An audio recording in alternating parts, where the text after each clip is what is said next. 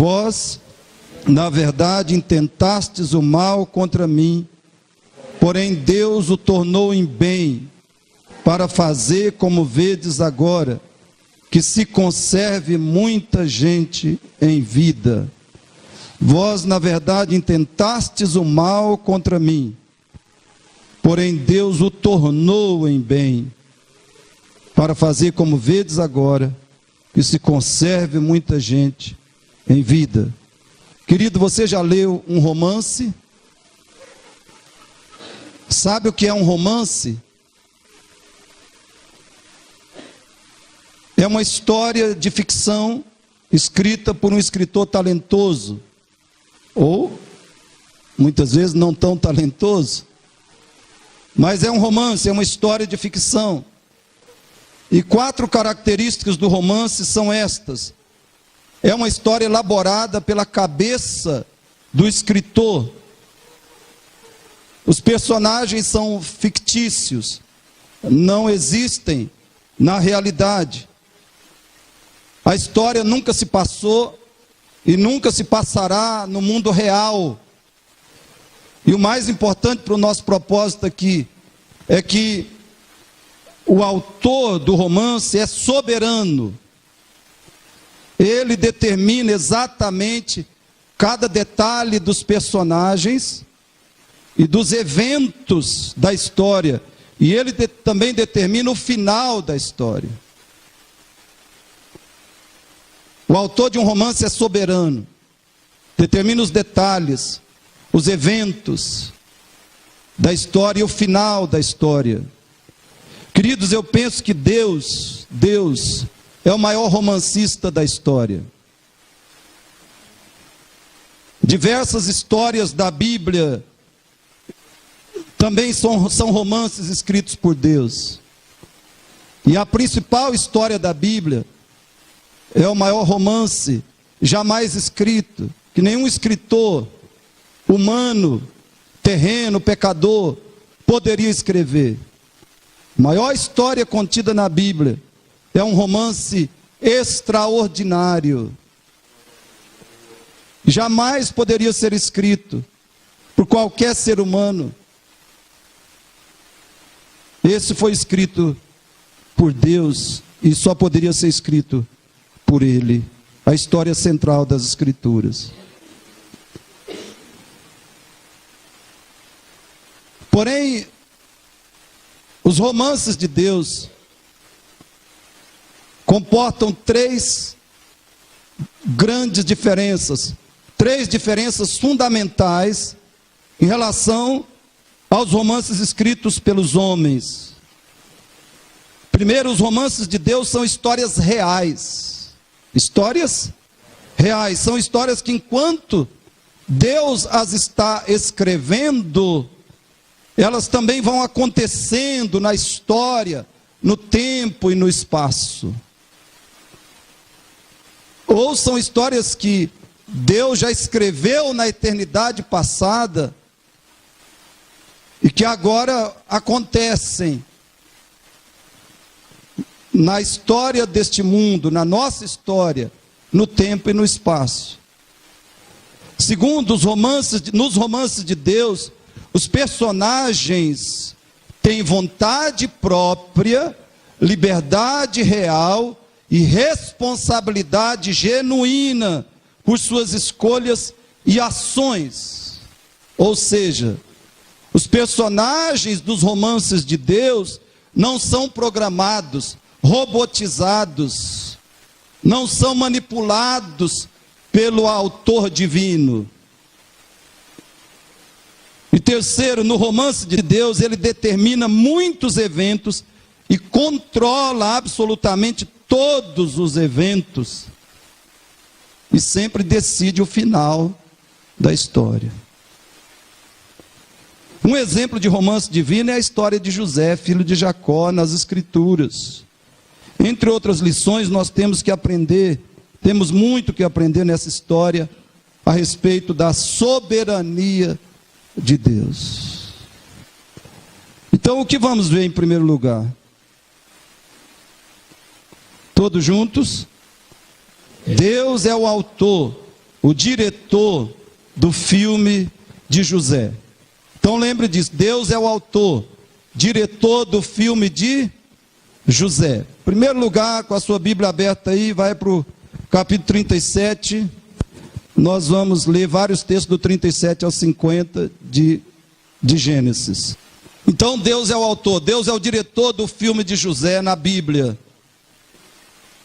Como o é do filme de Esther, do filme de Ruth e Boaz, e sobretudo do filme de Jesus.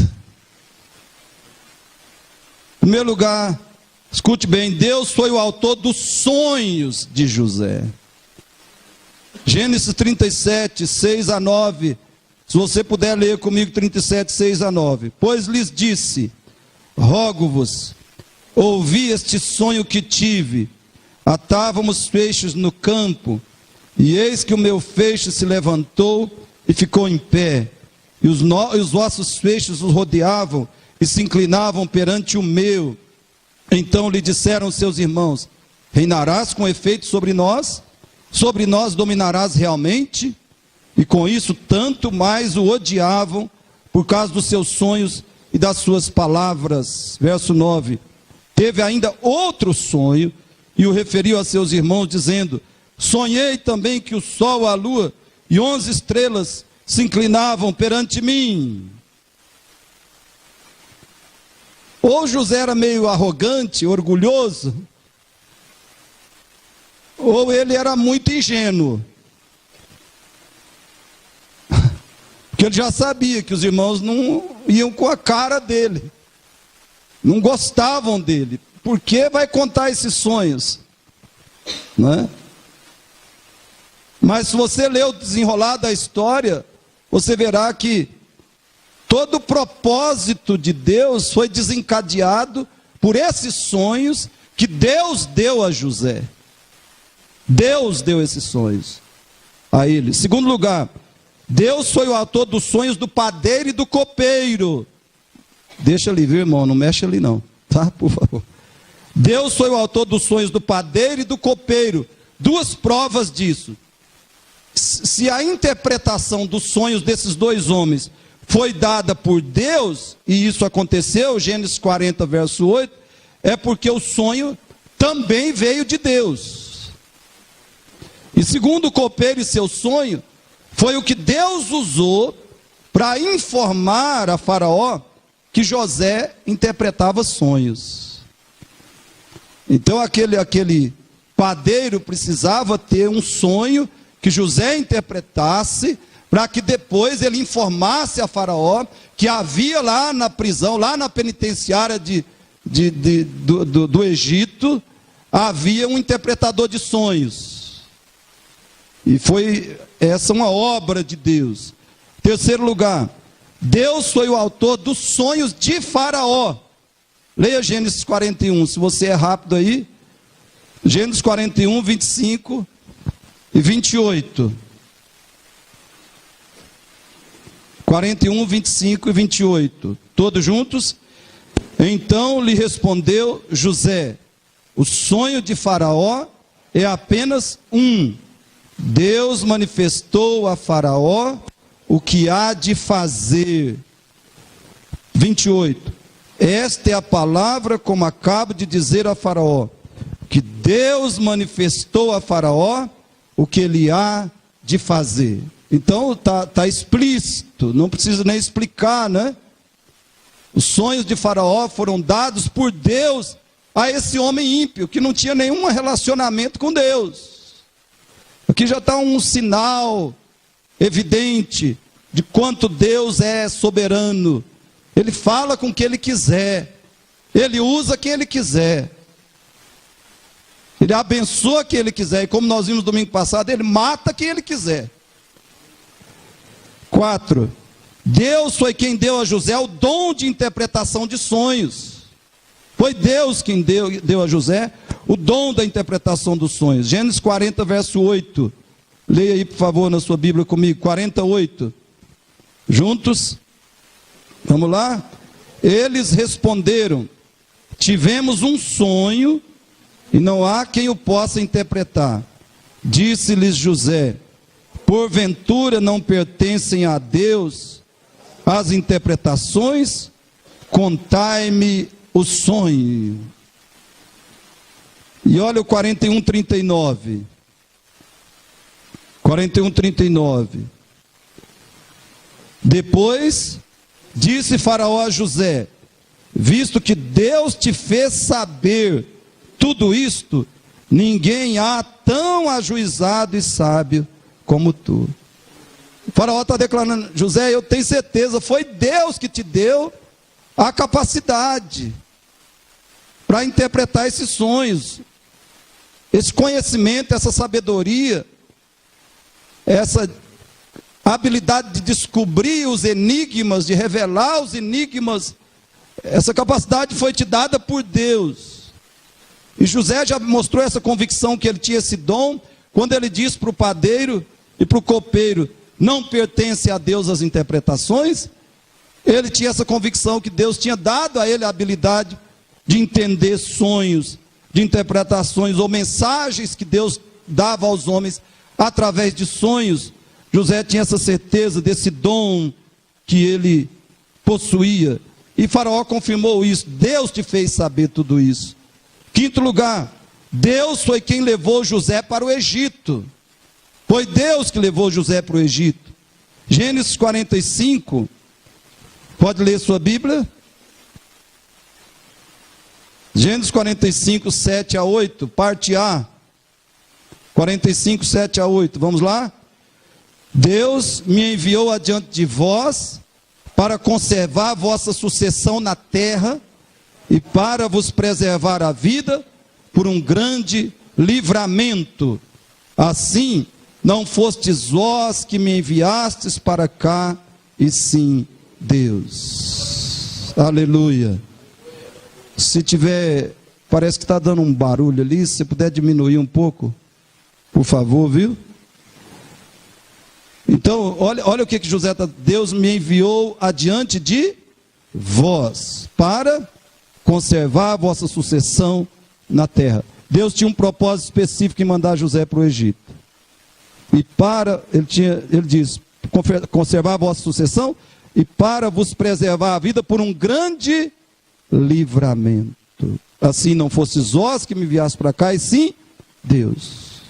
Sexto lugar, Deus foi o causador da abundância e da falta de alimentos no mundo todo daquela época. Deus causou a abundância de alimentos por 7 anos, e Deus causou a falta absoluta de alimentos, pelo menos com exceção do Egito, em outras terras, em outras nações do mundo. Gênesis 41, 32, quem puder ler comigo. 41, 32. Vamos lá? O sonho de Faraó foi dúplice, porque a coisa é estabelecida por Deus e Deus se apressa a fazê-la. A coisa é estabelecida por Deus. Deus que decidiu, Deus que determinou, Deus que decretou que aconteceriam 7 anos de fartura no Egito, e depois deles viriam 7 anos de seca, de estiagem, de fome, que atingiria o mundo todo. 7. Deus foi o sustentador e abençoador de José no meio da sua tribulação de 13 anos, no mínimo 13 anos. Deus foi quem sustentou e abençoou José no meio da tribulação. E querido, espero que você entenda que Deus quer fazer isso com você também. Deus quer fazer isso com cada um de nós. Ele tem a tribulação para nós. Ele tem a aflição para nós. Ele tem a dor para nós. Ele não tem só a bênção, só a alegria, só o bem-estar, só a bonança. Deus tem nos seus propósitos, na sua soberania, na sua sabedoria, Deus tem a dor também para nós. Tem o sofrimento também. Tem a aflição também. Ou ele não tinha para José, ou nós somos melhores do que José. Somos mais crentes, mais espirituais, mais santos, ou menos necessitados do que José, menos necessitados da aflição, da tribulação e do sofrimento? Não somos. Evidente que não. Então, se Deus usou esses métodos com José, certamente o fará conosco. Só que tem o seguinte: você precisa reagir bem diante da tribulação, diante da aflição. A tribulação para a sua vida, a aflição, a dor, o sofrimento, a tristeza, a decepção para a sua vida, pode vir do seu marido.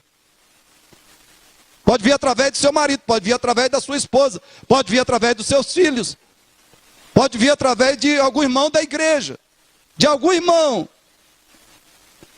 Pode vir através do seu patrão, do seu colega de trabalho.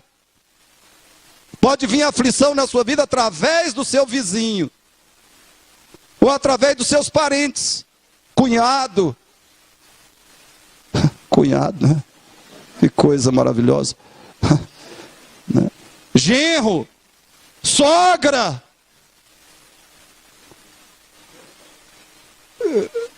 Qualquer pessoa pode ser instrumento de Deus para a nossa tribulação, para a nossa aflição.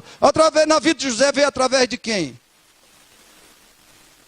Dos irmãos.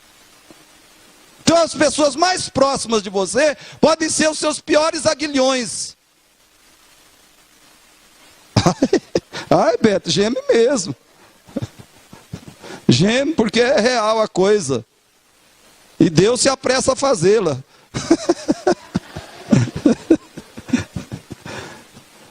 Então, irmãos, mas você tem que lembrar que Deus foi o sustentador, o fortalecedor, o capacitador de José no meio da tribulação. E Ele quer fazer isso com você. Agora você tem que reagir bem. Você tem que reagir com fé, com oração, com fidelidade, com gratidão, com louvor a Deus. E com amor e paciência. Perdão para com seus ofensores. Não devolvendo na mesma moeda o mal que te fazem. Como José nunca se vingou de ninguém. Você viu que José não se vingou dos irmãos. Ele teve todo o poder, todas as armas, todos os recursos nas suas mãos. Ele era o homem mais poderoso do mundo. Eu digo que ele era mais poderoso do que Faraó. Porque o próprio Faraó diz para ele assim: olha, em todo o Egito ninguém vai levantar nem a mão nem o pé no Egito sem a tua ordem. Faraó só tinha um trono lá, só era... né? Só era uma decoração, né? Só era um cargo decorativo. Quem mandava mesmo no Egito era José. Então ele teve todo o poder para se vingar dos seus irmãos. Mas ele fez isso. O problema é que nós, irmãos, na hora de tribulação, a primeira coisa que a gente pensa, né? Se pudesse, ia lá e acabava com a raça dele ou dela. Aí vai sofrer, vai continuar a tribulação, vai permanecer a tribulação enquanto essa for a nossa atitude vingativa, de ódio, de mágoa, de amargura, de maledicência, de fofoca, de difamação de quem nos feriu, de quem nos ofendeu. Então temos que reagir bem, e reagindo bem, nós seremos sustentados por Deus, abençoados, fortalecidos, usados por Deus no meio da tribulação, usados para abençoar muitas outras vidas, através do nosso próprio sofrimento. Olha o que diz Gênesis 39, 2 e 3. 39, 2a e 3. Gênesis 39, 2a e 3. Leia comigo, por favor.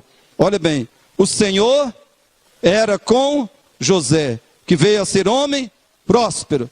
Mas se na primeira aflição que tivesse sofrido, ele caísse no pecado, isso aqui não estaria escrito na Bíblia. Está vendo? Está dizendo, o Senhor era com José, que veio a ser homem próximo. Terceiro, vendo Potifar que o Senhor era com ele, e que tudo o que ele fazia, o Senhor prosperava. Quem prosperava? O Senhor. Não era ele que tinha o poder, o dom da prosperidade, não. O Senhor prosperava em suas mãos. 5b, verso 5b. A bênção do Senhor estava sobre tudo que Potifar tinha, tanto em casa como no campo. A bênção do Senhor. 21a, verso 21, parte A. O Senhor, porém, era com José. 23, parte B. Porquanto o Senhor era com ele, e tudo que ele fazia, o Senhor prosperava. O Senhor era com ele, e aí o Senhor prosperava o que ele fazia, o que era dele. Mas primeiro é isso, essa é a ordem, queridos. Primeiro Deus tem que ser conosco. Ele tem que se agradar de nós. Em se agradando de nós, ele poderá ser com o que fazemos, abençoar o que fazemos e nos fazer prósperos. 8. Deus foi o autor da virada na história de José. Ele não só abençoou, sustentou, fortaleceu, usou José no meio da tribulação, mas ele, o próprio Deus, foi o autor da virada na história de José. Gênesis 41, 51 e 52 diz assim. 41, 51 e 52. Vamos juntos? 41, 51 e 52. José, ao primogênito, chamou de Manassés. Quando ele teve 2 filhos com quem? Aquela bonitona lá. Né? Azenate. José. Está vendo como é que Deus abençoa? Viu, Beto?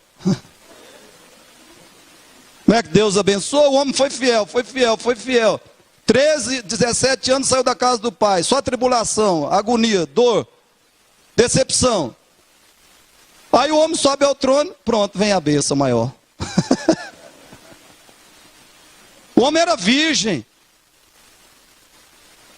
E ele podia ter pecado lá com quem? Tem muito crente que quer ser abençoado, mas na primeira tentação sexual já não vai ser abençoado, jamais, meu filho. Primeira tentaçãozinha que ele sofre na área sexual, já desaba, se entrega, entra nada de braçada, e mergulha, vai até o fundo. Aí Deus não vai abençoar, não. Mas como José continuou fiel, embora a mulher fizesse proposta para ele todos os dias, aí veio a bênção. Veio a Azenate, né? Ó, eu tenho a minha Azenate também, viu? Gênesis 41, 51 e 52 diz assim: José, que teve esses 2 filhos com Azenate, José, ao primogênito, chamou de Manassés, pois disse o quê? Deus me fez esquecer de todos os meus trabalhos e de toda a casa do meu pai. Aleluia. Deus me fez esquecer a aflição, a dor, a decepção. A vida dele estava renovada, o coração estava lavado pelas bênçãos, pelas recompensas da fidelidade. 52, ao segundo, porque teve outro, chamou-lhe Efraim, pois diz: Deus me fez o quê? Próspero na terra da minha aflição. Aleluia. Gênesis 45, 9. 45, 9.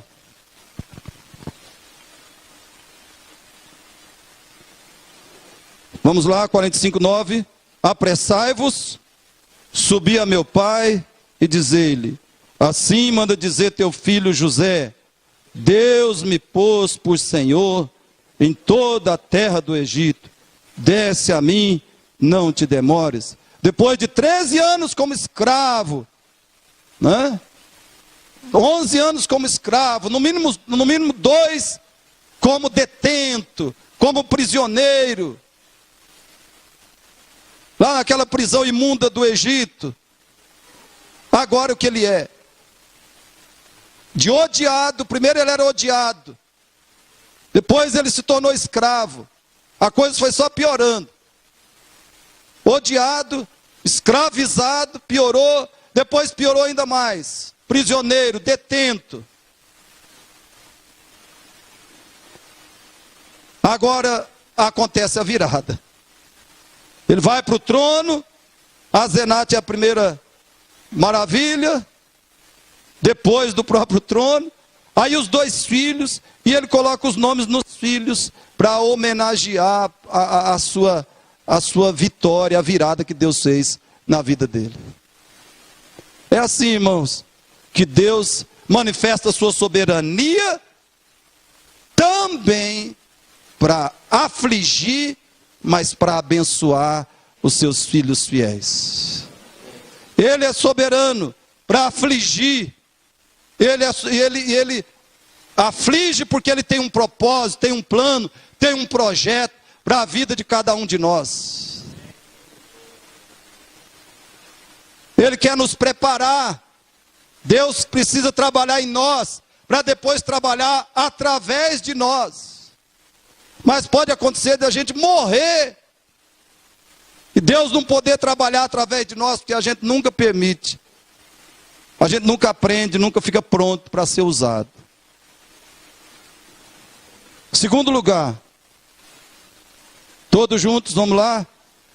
Todo cristão bíblico é um José, cujo filme é produzido e dirigido por Deus. Amém? Se você é um cristão bíblico, se Cristo realmente é o seu Senhor e Salvador, não é só de boca, de língua, mas segunda-feira você segue a Cristo, terça-feira você segue a Cristo, quarta-feira você segue a Cristo. Cada dia da semana, não só no domingo, ou no culto, vir no culto domingo à noite, cada dia da semana você segue a Cristo. Jesus não chamou ninguém para aceitá-lo. São os pregadores de hoje que inventaram a história, aceita Jesus. Jesus nunca chamou ninguém para isso. O que Jesus falou? Segue-me, segue-me, segue-me. E os apóstolos também nunca falaram, aceita Jesus. Porque aceitar Jesus é fácil. Por isso a gente tem um monte de religioso dentro da igreja evangélica. Tem igreja, comunidade evangélica que tem mais religioso do que convertido, do que cristão verdadeiro, cristão bíblico. Porque as pessoas aceitaram Jesus, aí é fácil. Mas os apóstolos falaram, creia e se arrependa. Se arrependa e creia. E isso é outra forma de dizer, siga Jesus Cristo. Então, se você é um cristão bíblico, você é um José cujo filme é produzido e dirigido por Deus. O filme da sua vida é produzido e dirigido por Deus. Queridos, veja duas grandes verdades que aprendemos nesse filme. Escute bem. A primeira, a vida do cristão é um desenrolar do plano de Deus. Aonde está isso? Gênesis 45, 7 a 8. Como nós já lemos, eu não vou nem dar tempo de você abrir aí, mas Gênesis 45, 7 a 8 diz assim, ó: Deus me enviou adiante de vós para conservar a vossa sucessão na terra e para... Então, no plano de Deus para mim e sua vida, Ele tem alguns objetivos, alguns propósitos gloriosos. Aí José continua, assim não fostes vós que me enviaste para cá, e sim Deus. Mas, queridos, o plano, a nossa vida é o desenrolar do plano de Deus, mas isso não significa que nós somos fantoches, que nós somos marionetes nas mãos de Deus, na história dele conosco. Escute bem, qualquer desobediência da nossa parte afetará esse plano de Deus na nossa vida. Afetará esse plano para o nosso bem ou para o nosso mal. A obediência ou a desobediência fará que a nossa caminhada nesse mundo seja mais fácil ou mais difícil, mais suave ou mais dura, mais agradável ou mais dolorosa. Nós não somos fantoches. Você lê a história de José, e lê a história do pai dele, Jacó. Jacó era difícil. Jacó era complicado. Jacó era problemático. Né? Jacó sofreu. Sofreu. Deus colocou ele lá debaixo do jugo de Labão. E Labão só Labão nele. Só labando ele. Mas José não. José não passou por aflições desnecessárias, por decepções desnecessárias. José não passou, porque ele sempre reagiu de um modo positivo, construtivo, agradável a Deus. Quando a gente é afligido e reage com incredulidade, com ira, com endurecimento do coração, afastamento de Deus, aí sai de baixo. Por isso, olha o que diz, escute a Bíblia, Efésios 5, 15, 17 diz assim, ó, portanto, eu e você, para mim e para você, vede prudentemente como andais, não como nécios, e sim como sábios.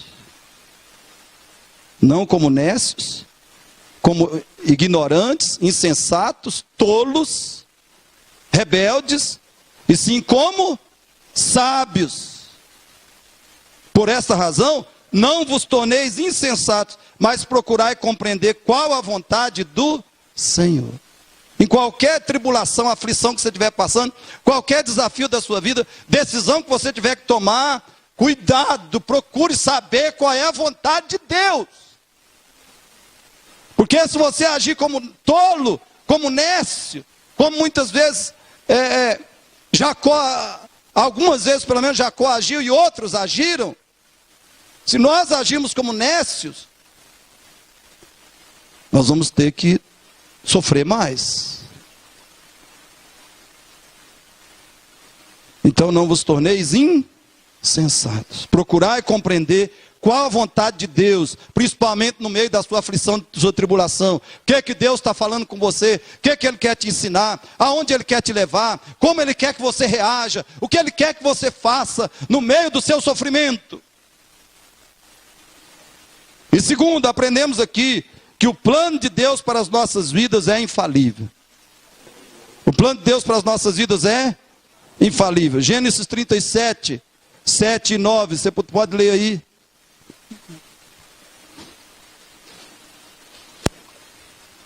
Agora só o 7 e 9. Olha bem, Deus anuncia o plano. Deus coloca no coração, na mente de José, Deus mostra para ele qual é o plano que tem na vida dele. Olha o plano, verso 7, vamos lá?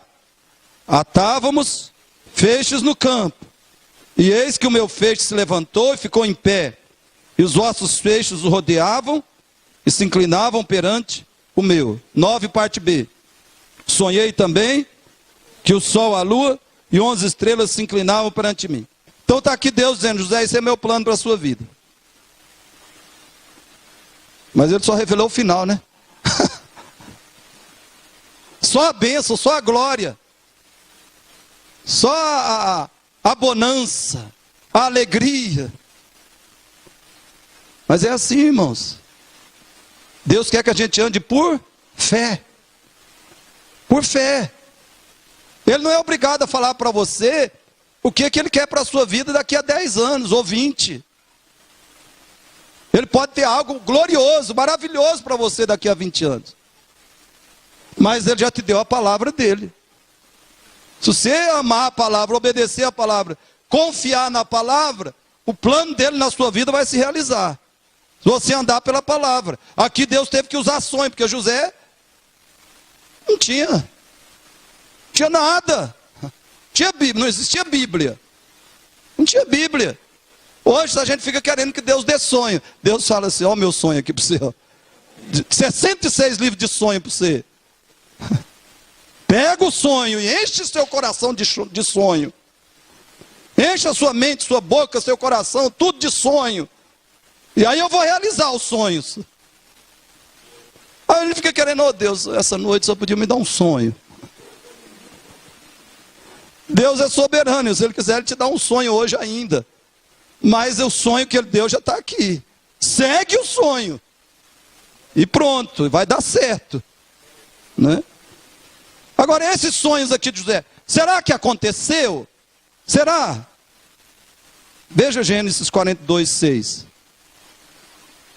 Será que o plano se cumpriu? Gênesis 42, 6. Vamos lá? E os irmãos... 6b. E os irmãos de José vieram e se prostraram, rosto em terra, perante ele. O que era o sonho? O sol, a lua e 11 estrelas se inclinaram perante mim. O meu feixe ficou em pé, e os seus feixes o rodeavam e se inclinavam diante do meu. E olha que os irmãos de José vieram e se prostraram, rosto em terra perante ele. Mas tem mais, para que José ficasse bem certo, que Deus não falha nas suas promessas. Os planos de Deus são infalíveis. Olha o 43, 26b. 43, 26. Parte B. Todos juntos? E prostraram-se perante ele até a terra. Esses são os mesmos irmãos de José. Agora o 28b aí ainda. 28b. E abaixaram a cabeça e prostraram-se. 44, 14b. Capítulo 44, 14b. Vamos lá? E chegou Judá com seus irmãos à casa de José. Este ainda estava ali. E prostraram-se em terra diante dele. Aleluia. Várias vezes o sonho se cumpriu. Literalmente. O que Deus está nos dizendo, irmãos? O plano de Deus para a nossa vida é infalível. E também é o único que se cumpre. Deus não se comprometeu a realizar os sonhos do seu coração. Deus não se comprometeu a realizar os planos da sua vida. Os planos que você criou, que você estabeleceu, que você forjou. Deus não se comprometeu com isso não. Então veja o grande mal dessas pregações que dizem que Deus está disponível, Ele está como fosse, tivesse de plantão para realizar os nossos sonhos e os nossos planos. E aí dizem eles, basta a gente ter fé, determinar, profetizar. Profetiza, irmão, profetiza, vai dar certo, vai funcionar. Vai dar tudo certo. Se a gente colocar a nossa fé em ação, vai dar tudo certo. Irmão, vai dar tudo certo o que Deus falou. Não é o que eu criei no meu coração. O meu plano, o meu projeto de vida, o meu sonho, isso não vai dar certo. O que vai dar certo na minha vida é o plano de Deus, é o propósito de Deus, é o sonho de Deus para mim. Não o meu sonho, não o meu plano, não a minha vontade. Então o que eu digo para você nessa noite? Ao invés de você se agarrar aos seus sonhos e planos, clame a Deus que o capacite a confiar nele, ser fiel a ele, para que os planos dele, os sonhos dele se realizem na sua vida. Clame a Deus, Senhor, me dê confiança em ti, me dê fidelidade ao Senhor, para que eu ande com o Senhor, para que os sonhos e os planos do Senhor se realizem na minha vida. Trabalhe com Deus, não atrapalhe Deus. Não atrapalhe Deus, não atrapalhe a obra que Deus quer fazer na sua vida. E depois, talvez, através da sua vida. Terceiro, juntos, fale comigo, bem forte. A confiança dominadora na soberania de Deus é a nossa proteção da desolação espiritual, emocional. De novo, tente guardar isso. A confiança dominadora, a confiança que domina o nosso coração, a nossa mente, que conduz a nossa vida, na soberania de Deus, é a nossa proteção da desolação espiritual e emocional. Quanto a isso, nós veremos que Jacó é o exemplo negativo e José é o exemplo positivo. Primeiro, escute bem, diante da tragédia, Jacó desmoronou. Ao receber a notícia da morte de José, Jacó teve uma reação normal, no Gênesis 37, 34 e 35. Se bem que não foi tão normal, porque ele se recusou a ser consolado. Então é normal, quando você perde uma pessoa querida, especialmente um filho, é normal que você se derrame em dor, em lágrimas, em angústia e aflição profundos. É normal que isso aconteça. É normal que isso dure até 6 meses no mínimo. Que a pessoa chore e sofra e fique abatida por um prazo aí de mais ou menos 6 meses. Quando perde algo a uma esposa ou um marido ou especialmente um filho. Mas não é normal que a pessoa se recuse a ser consolado ou a se consolar, como se o mundo tivesse acabado, como aconteceu com José aqui nesse caso. Então você vai ler depois Gênesis 37, 34, 35. Porém, veja bem, irmãos, aparentemente a perda de José fez que Jacó também perdesse a confiança positiva e construtiva em Deus. E eu quero alertar a mim e a você, por favor, irmãos, a tragédia tem esse potencial horrível. A tragédia pode se abater, pode se estabelecer na nossa vida em qualquer dia, em qualquer momento. E a tragédia tem o potencial de destruir a nossa confiança positiva e construtiva em Deus. Nós podemos ficar sendo crentes apenas de aparência, de rótulo, mas o coração não confia, não descansa, não se alegra em Deus, não adora a Deus de verdade, porque ele não impediu que a tragédia nos alcançasse. A gente pode perder por causa de uma tragédia a confiança construtiva e positiva em Deus. Fique alerta para isso. Quase todo mundo na vida, quase todo mundo, é difícil a pessoa, a não ser os que morrem bem cedo. Você tem essa opção também, né? Quase todo mundo na vida vai sofrer uma grande dor, uma grande perda, uma grande decepção. Quase todo mundo na vida vai passar por uma tragédia. Cuidado, se prepare. Peça graça a Deus para o dia mau. Porque a pior coisa que pode nos acontecer é a gente ficar desanimado, abatido, deprimido. E parar de confiar que Deus está trabalhando na nossa vida. E que Ele tem coisas maravilhosas para nós e para fazer através de nós. A perda de uma pessoa amada, muito amada, pode nos deixar arrasados pelo resto da nossa vida. E isso é terrível. Isso não pode acontecer com um cristão. Arrasado pelo resto da vida. Olha o que aconteceu. Gênesis 42, 3, 36 a 38. Leia aí. Gênesis 42, 36 a 38. Vamos juntos? Então lhes disse Jacó, seu pai: tendes-me privado de filhos.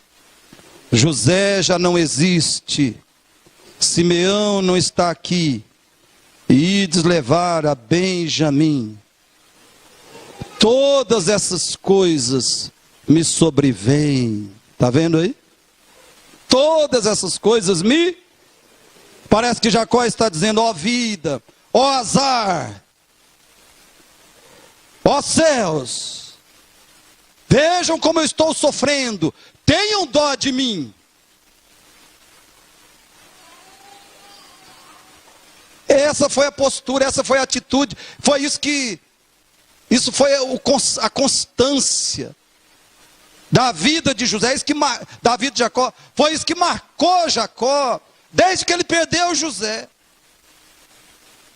Olha o 37. Mas Rúben disse a seu pai, mata os meus 2 filhos, se te não tornar a trazer, entrega-mo, e eu te restituirei. Ah, que beleza, que solução maravilhosa de Judá, de Rúben, né? Já perdi os 3 filhos, agora eu vou perder os 2 netos. Vai me ajudar muito. Que solução de Judá, que inteligência sobrenatural. Né? Eu vou matar os meus próprios 2 netos. Vai resolver meu problema. Eu matar meus 2 netos. 38. Juntos, ele porém disse, meu filho não descerá convosco. E Simeão? Simeão não valia nada, né? Simeão estava preso lá no Egito. Estava lá como refém. Não, Simeão pode ficar. Desde que eu fique com Benjamim. Eu estou falando de Jacó. Jacó era um negócio meio... Era eu, né? Era eu. Meu filho não descerá convosco. Continue. Seu irmão... Por isso que eu gosto de ler a história de Jacó, né? Porque... eu me vejo ali toda hora. Vamos lá. Seu irmão é morto, e ele ficou só. Se lhe sucede algum desastre no caminho, por onde fordes, fareis descer minhas cãs com tristeza à sepultura. Irmãos, parece que depois de mais de 20 anos da perda de José, Jacó ainda vivia em função dela. Isso não é normal. Mais de 20 anos que um menino tinha morrido. Que ele sabia, né? Que ele imaginava.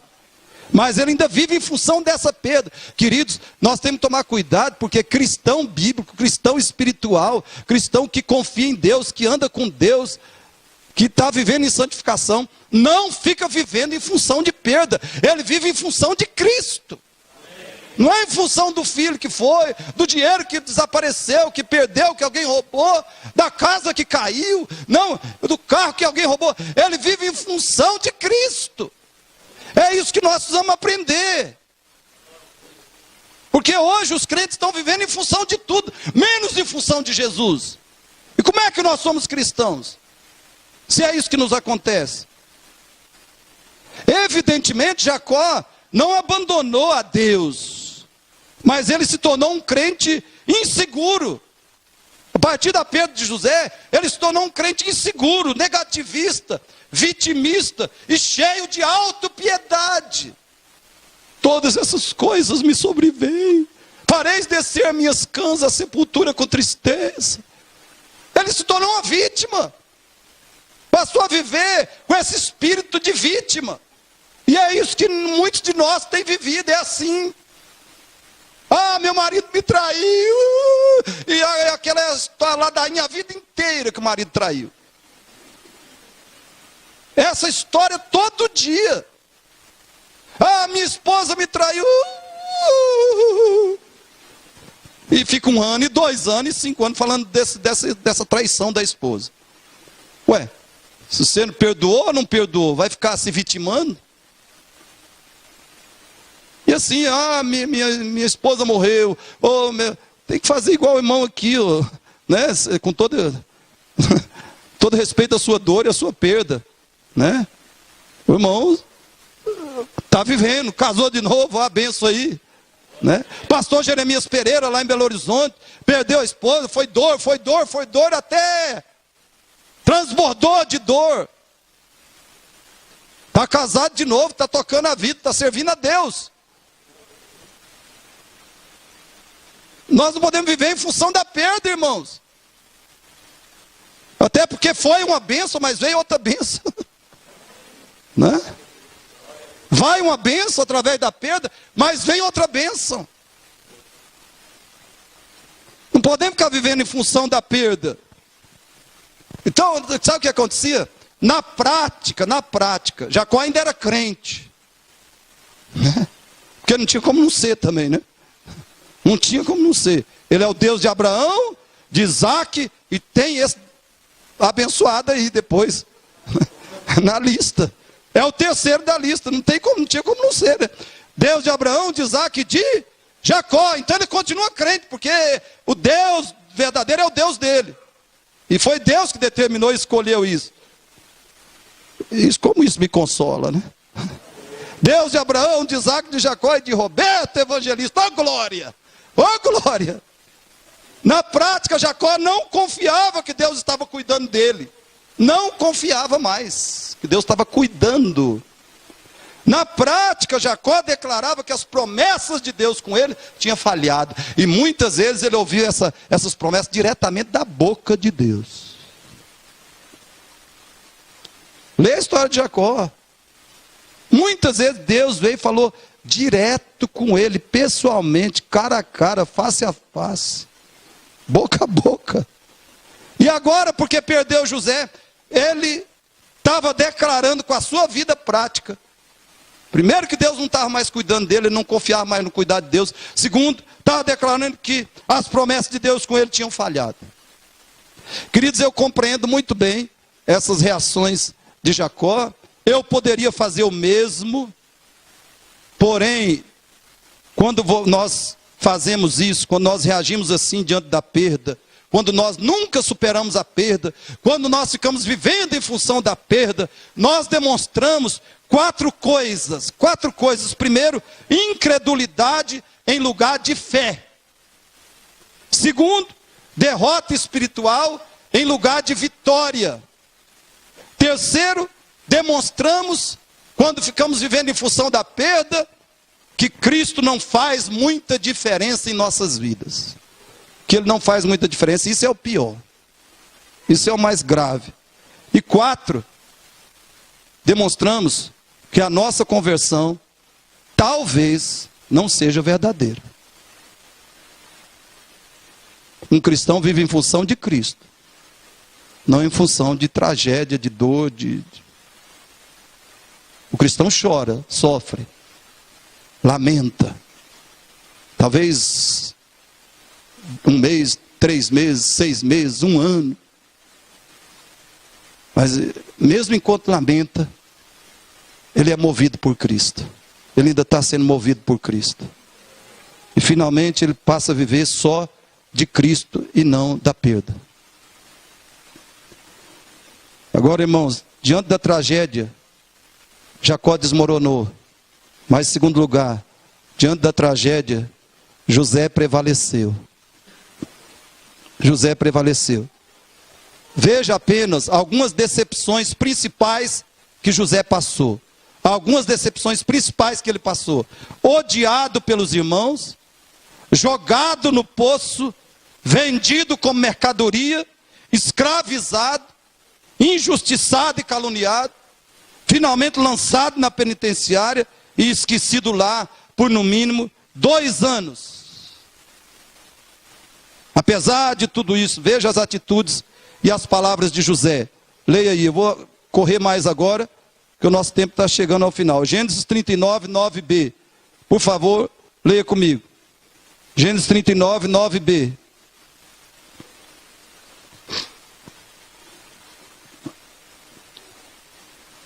Juntos, Gênesis 39, 9b. Como, pois, cometeria eu tamanha maldade e pecaria contra Deus? Jacó continua focado em quem? Em Deus. José continua focado em Deus. 48b. 48b. Porventura, não pertencem a Deus as interpretações? Contai-me o sonho. Ele está focado em quem? Ele está sendo movido por quem? Ele está vivendo em função de quem? Ele foi odiado, ele foi escravizado, agora ele é detento, ele é prisioneiro, injustiçado o tempo todo. Mas ele está vivendo em função de Deus. É Deus que está controlando a vida e o coração de José. E as palavras dele. 41:16. 41:16. Olha isso aqui, irmão. Isso é espetacular. 41:16 juntos. Respondeu-lhe José: não está isso em mim, mas Deus dará resposta favorável a Faraó. Deus dará resposta. Ou seja, ele está falando: olha, Faraó, esse meu dom de interpretações, eu não tenho nada a ver com ele, não. Isso é coisa de Deus. É tudo dele. Eu não tenho mérito nenhum. Eu não tenho inteligência especial. Isso é obra de Deus. Em mim, através de mim, pela graça dele. Então José está glorificando a Deus. Tudo que ele passou, ele vai diante do homem mais poderoso da terra na época. E o que é que ele faz diante desse homem? Ele glorifica o mais poderoso do que Faraó. Ele glorifica o poderoso dos poderosos, que é o Deus da vida dele. É isso que move Jacó, é Deus. Que move José, é Deus. E se você ler depois os 50:20 que nós já lemos, ele diz assim: vós na verdade intentaste o mal contra mim, porém Deus o tornou em bem. Porque José sempre viveu na perspectiva de Deus, e motivado por Deus. Quando a bênção veio, ele não se assustou não. Ele só concluiu, né? Ele só verificou e confirmou que Deus, tudo aquilo que Deus estava fazendo, era prepará-lo para a missão que Deus tinha para ele. Deus o tornou em bem para fazer como vedes agora, que se conserva muita gente em vida. Então, queridos, vejam isso. Enquanto Jacó se tornou vitimista, amargurado e autocentrado pela tragédia, José permaneceu confiante, esperançoso em Deus e outro centrado. Ele permaneceu centrado nos outros, em ajudar os outros, em abençoar os outros, em servir os outros. Quando Jacó está autocentrado, José está outro centrado, mesmo no meio de toda dor. E ó, irmão, ser traído, ser caluniado, e depois ser vendido, e depois se tornar escravo, e depois se tornar prisioneiro. Isso aí pode devastar muito mais o ser humano do que a perda de uma pessoa querida. Porque o ódio contra quem nos prejudicou, essa é a nossa maior dificuldade para isso. Para o ódio, para a amargura. E para alimentar o sonho de vingança. Não é muito fácil a gente fazer isso, né? E outra, achar que Deus está sendo injusto com a gente. Nós somos só odiados, somos fiéis a Deus, mas somos odiados, traídos, escravizados. Depois, lá na prisão, esquecido. Que Deus é esse? Não é fácil abandonar Deus. Mas não foi isso que José fez. Irmãos, sem a consciência e a confiança profundas na soberania e fidelidade de Deus, a simples aflição nos torna derrotados e a tragédia nos faz completamente devastados. Se eu e você não formos cheios, repletos, se nós não enchermos o nosso coração e a nossa vida da consciência e da confiança na soberania e fidelidade de Deus, a simples aflição nos faz derrotados. Derrotados. E a tragédia, então, nos torna completamente devastados. Talvez pelo resto da vida. Nós precisamos conhecer o Deus soberano, irmãos. Conhecer. Nós precisamos saber o que é a soberania de Deus. Nós vamos estudar sobre a soberania de Deus. Estudar sobre ela. Orar a respeito dela. E sobretudo confiar, crer na soberania de Deus. Como José fez. Essa foi a salvação dele. Isso foi a salvação de José. E vai ser a nossa. E por último, nós vamos ser breves aqui, 4. Todos juntos. Pertencer a um Deus soberano implica em viver positivamente para Ele, apesar do mistério e da perplexidade. É isso que eu já falei de outras formas, mas para reforçar. Fale de novo. Pertencer a um Deus soberano, pertencer a esse Deus, significa viver positivamente para Ele, apesar do mistério e da perplexidade. O mistério são aquelas coisas de Deus que desafiam a nossa lógica, que não satisfazem a nossa razão. E será que tem alguma coisa que desafia a nossa, alguma coisa de Deus que desafia a nossa lógica? Tem alguma, Sidney? Tem alguma coisa de Deus que não satisfaz a nossa razão? Óbvio. Inúmeras coisas. É um mistério. O que é a perplexidade? É a confusão, é o assombro, é a dor tremenda, é a tristeza devastadora, é a perplexidade. Agora observe se tem lógica, preste atenção. Você que fica atrás de lógica e de sentido para tudo, pecador, você é uma criatura, pecador, né? É uma criatura e é um pecador. E você quer lógica e sentir que tudo seja lógico, tudo tenha sentido.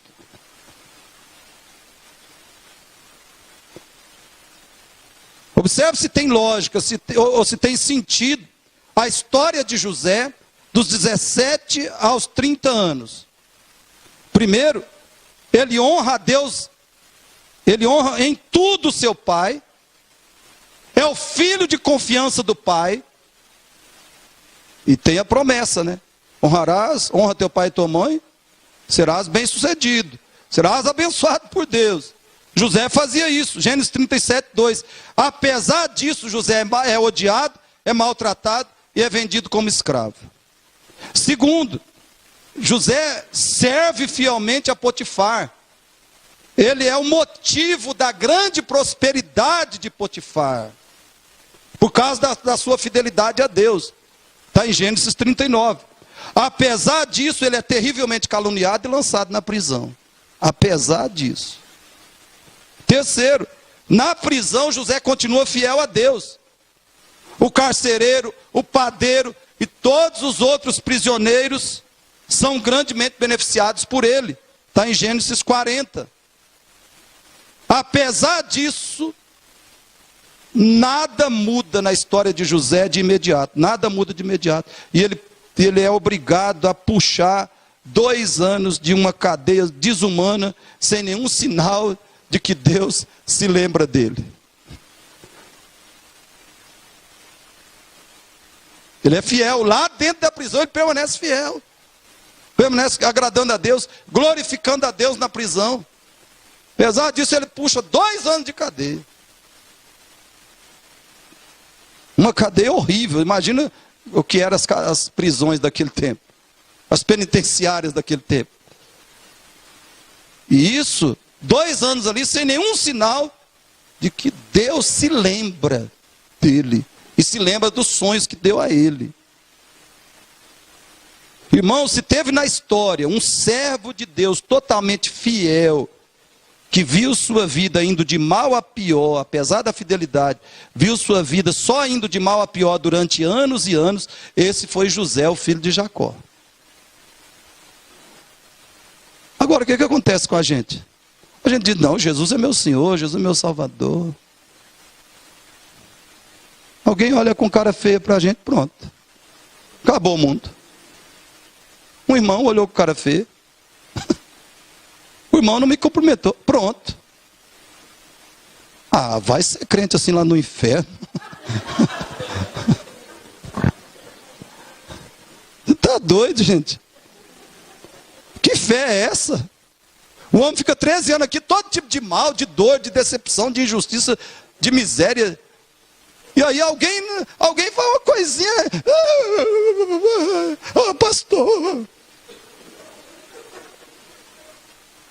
Os crentes de hoje eu não entendo. Irmãos, eu não entendo os crentes de hoje, não.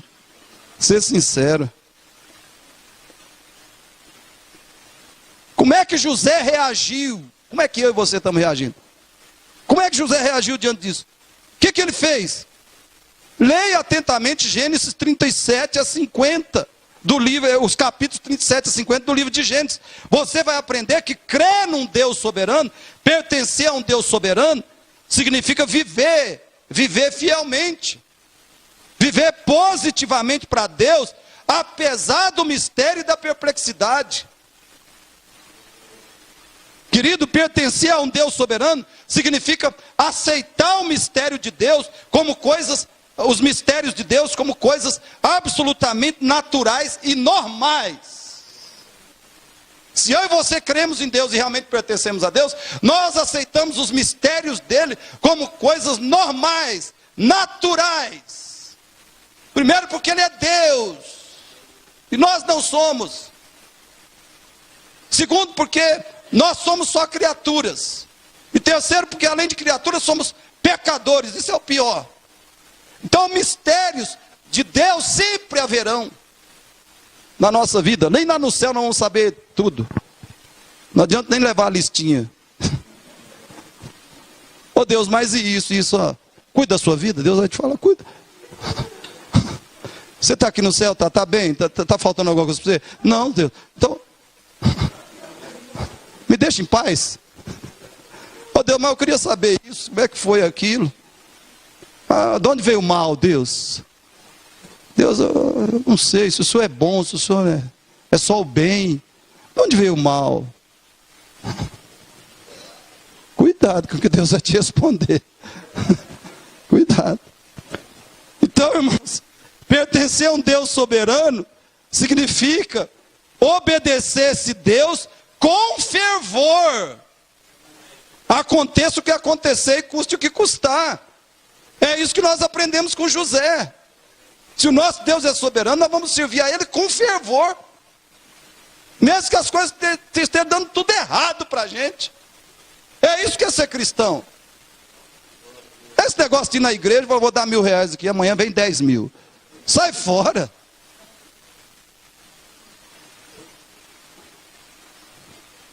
Conclusão, só leia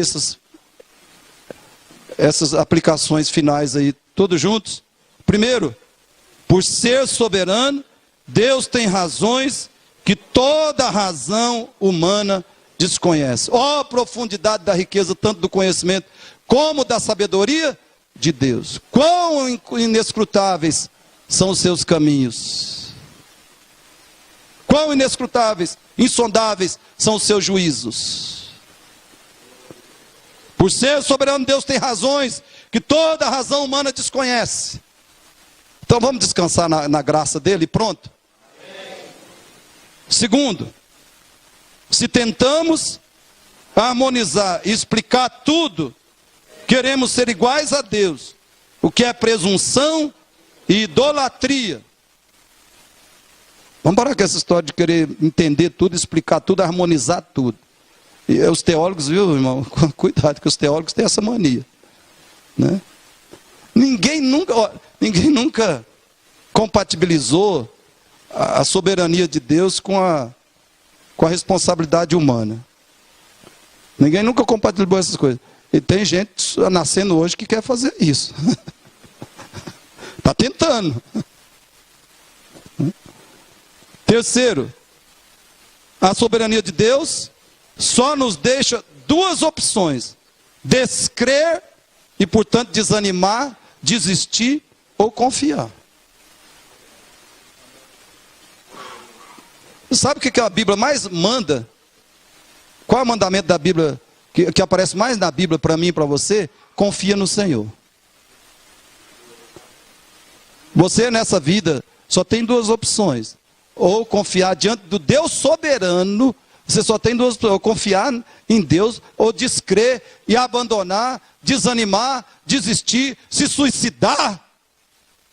Porque se você desistir de Deus, você pode se suicidar logo. Não faz isso não, você vai para o inferno mais cedo, então é melhor ficar por aí mesmo. Melhor ir mais tarde mesmo. Mas não tem opção.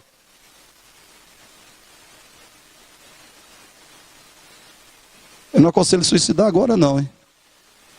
Porque o inferno está esperando.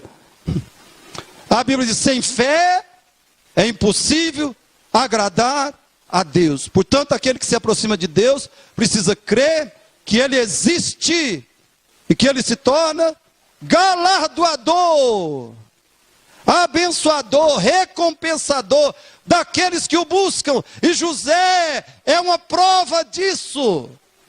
José é uma prova que essa palavra de Deus é verdade. Ou você desconfia, descrê de uma vez, vive na depressão, depois vai para o inferno. Ou você confia em Deus, em Cristo, e recebe a recompensa. Diante da soberania de Deus, principalmente diante dela, é essas opções que nós temos. São essas. 4 e último.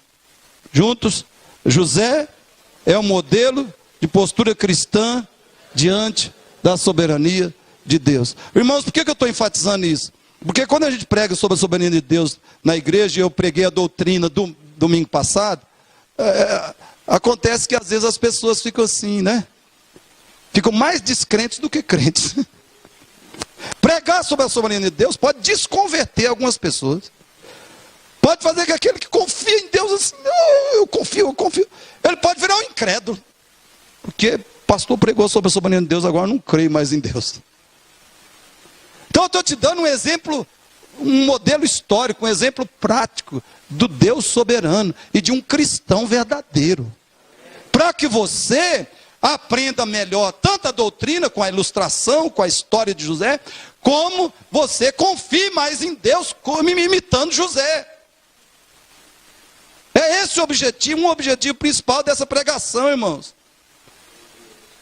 Porque a gente ouve sobre a soberania de Deus e acho que não vou orar mais não. Lê a Bíblia, Deus é soberano, não sei, sabe? Acho que as coisas não vão dar muito certo para mim, não sei o que Ele quer para mim. Imite José, irmão. E sobretudo imite Jesus. Por isso, irmãos, sabe qual é a música que José cantaria durante toda a sua vida, e principalmente na última parte da sua vida? Essa era a música que ele cantaria. Deus vai cumprir os seus planos em mim. Ele vai fazer o que lhe apraz. Sou pequeno e falho, mas Ele é Deus. Ele só faz o melhor pelos seus. Deus vai cumprir os seus planos em mim. Ele vai fazer o que lhe apraz. Sou pequeno e falho, mas Ele é Deus. Ele só faz o melhor pelos seus. Se você confiar em Deus e andar com Deus através de Cristo, como único Senhor e Salvador, tendo a Bíblia como seu manual de fé e de prática, se você fizer isso, a sua história, querida, a sua história será tão vitoriosa como a de José. E essa também será a sua música. Essa será a sua canção, agora e até o último dia da sua vida. Mas tudo começa com a conversão a Cristo. Tudo começa com a conversão. Sabe qual é o maior romance que Deus escreveu? O maior romance que Deus escreveu: a vida de Cristo, a morte de Cristo, a ressurreição de Cristo. Para que você, para que o pecador tivesse perdão, amizade com Deus, vitória sobre o mal e vida eterna. Você só começa ser um José espiritualmente, quando Jesus é seu Senhor e Salvador.